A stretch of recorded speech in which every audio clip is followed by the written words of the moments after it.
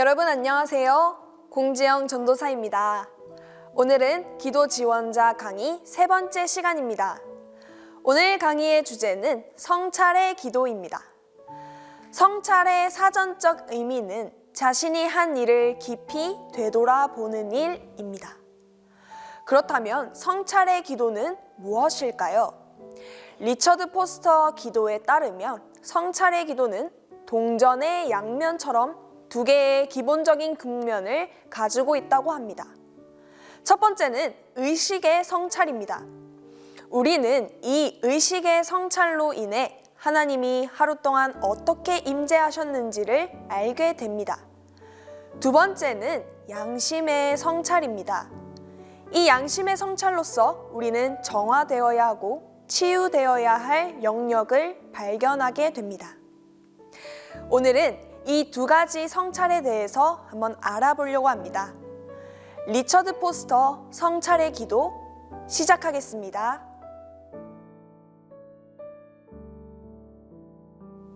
기도를 통한 의식의 성찰로 우리는 우리 시대의 사상과 감정과 행동들을 조망하여 하나님이 우리 가운데서 어떻게 일하고 계시며 우리는 어떻게 반응했는지를 알게 됩니다.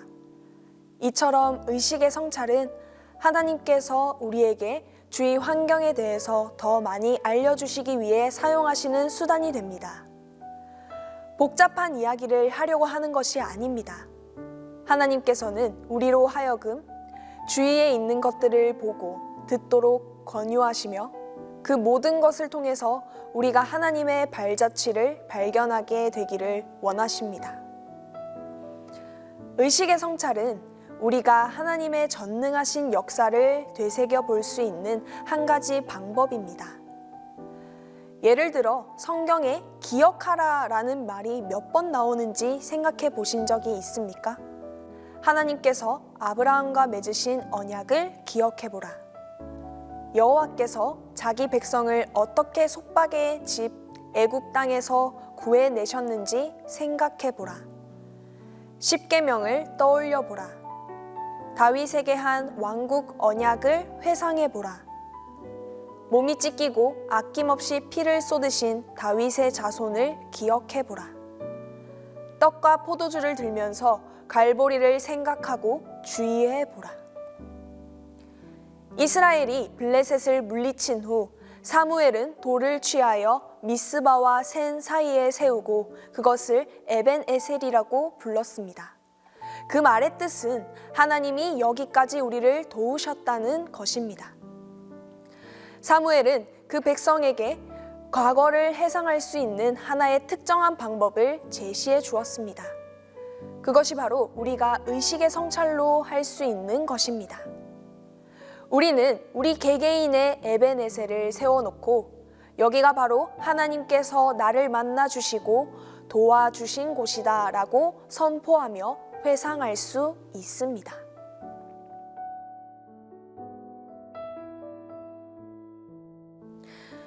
의식의 성찰로 우리는 하나님을 초청하여 우리의 마음속을 깊이 살피시게 할 수 있습니다. 하나님의 감찰은 두려운 것이 아니라 오히려 사랑의 표현입니다. 우리는 진짜 우리 속에 있는 것을 보고 싶어 합니다. 그런데 그것은 바로 우리 자신을 위해서 그렇게 하는 것입니다. 그것은 우리의 유익과 우리의 치유와 우리의 행복을 위한 것입니다. 하나님은 의식의 성찰을 통해 우리와 동행하신다는 사실을 기억해야 합니다. 다른 한편 우리에게는 스스로 학대하는 경향이 있습니다. 우리가 마음대로 생각하도록 내버려진다면 우리 자신이 진정 누구인가를 잘 파악하여 구원받을 자격이 없음을 선포하기 쉽습니다. 그러나 하나님께서 우리와 함께 하시기 때문에 우리는 보호와 위로를 받을 수 있습니다.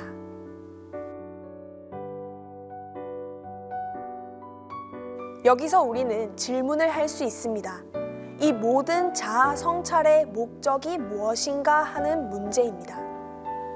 불행히도 오늘날 사람들은 이전의 모든 세대만큼 자아인식에 자기를 모르는 것 같습니다.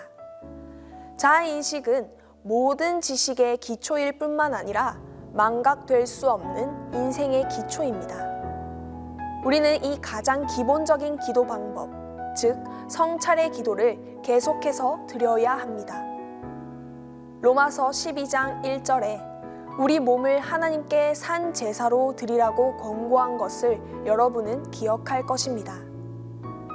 우리 자신을 드리는 제사는 우리의 살아온 경험을 드리는 제사입니다. 왜냐하면 그것만이 우리의 참 모습이기 때문입니다.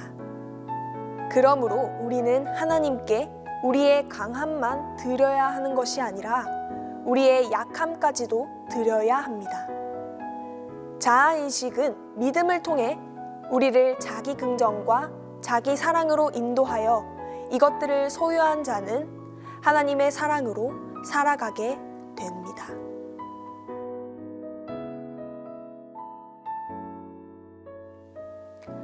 앞서 말한 것처럼 성찰의 기도에는 두 가지 면이 있습니다.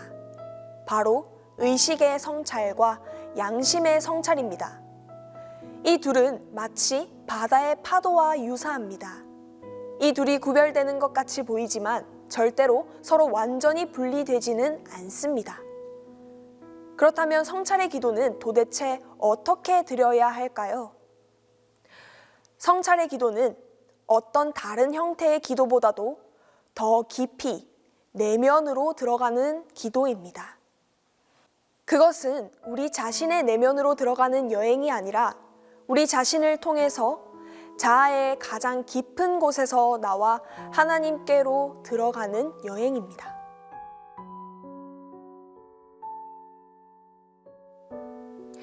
그럼 이 내면을 향하는 길이 어떻게 이루어질까요? 몇 가지 예를 들어보겠습니다.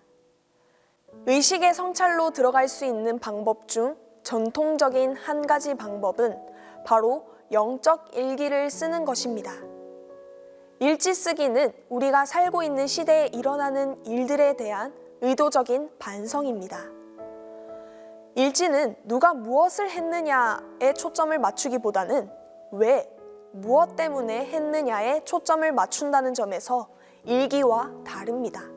일지의 특별한 가치는 본인이 원하기만 하면 개인적인 에베네셀을 기록해 둘 수 있다는 데 있습니다.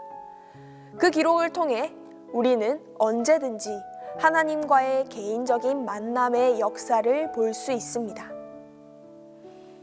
양심의 성찰을 경험할 수 있는 방법은 수없이 많습니다. 마틴 루터는 우리의 삶을 도덕적인 표준에 입각해 유지하는 수단으로 십계명과 주기도문을 규칙적으로 묵상해 볼 것을 권장했습니다. 많은 사람들은 그들의 삶을 점검하기 위하여 개인적인 수양 기간을 이용합니다. 이제 이 멋진 기도의 방법으로 우리의 시야를 돌려보는 시도를 해보는 건 어떨까요?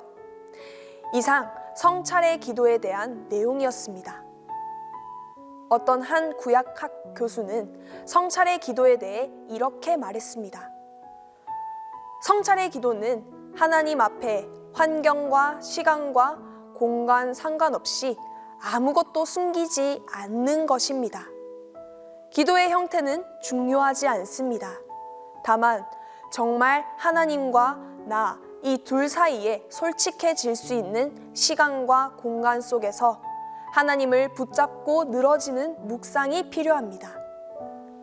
또 우리의 말만 늘어놓는 기도가 아니라 기도하고 하나님의 소리에 집중할 수 있는 시간이 필요합니다. 이것이 진정한 성찰의 기도입니다. 오늘 이 강의를 들으시고 정말 내면 깊숙이 담아놨던 하나님께 하고 싶은 말을 진정으로 고백하는, 그래서 진정한 성찰의 기도를 드릴 수 있는 저와 여러분이 되기를 바랍니다. 끝으로 리처드 포스터의 성찰의 기도를 보여드리고 각자 기도할 수 있는 기도 시간이 있습니다. 하나님의 품에서 편안한 기도 시간이 되시길 바랍니다. 감사합니다.